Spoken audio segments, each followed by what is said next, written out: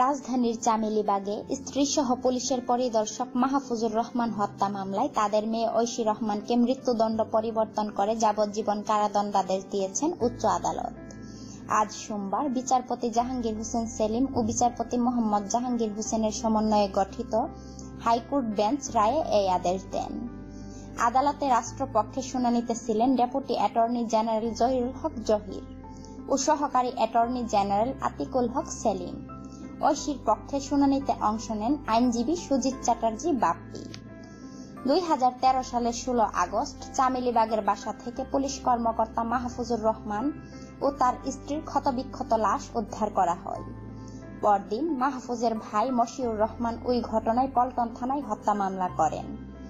ওই দিনই ঐশী পল্টন থানায় আত্মসমর্পণ করেন। সন্তানদের সঙ্গে নিহত মাহফুজুর রহমান ও স্বপ্না রহমান দম্পতি।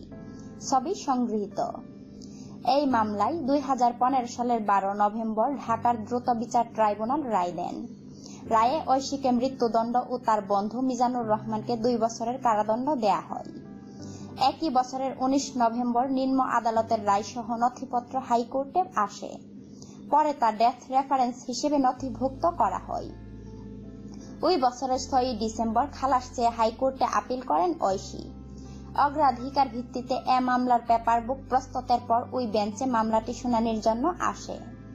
গত 12 মার্চ এসবের শুনানি শুরু হয়। 7 মে শুনানি শেষ হয়। ভিডিওটি লাইক দিন এবং বেশি বেশি শেয়ার করে সকলকে জানার সুযোগ করে দিন। আর এমন অজানা আর নিত্য নতুন তথ্য জানতে এখনই সাবস্ক্রাইব করুন আমাদের চ্যানেলটিকে।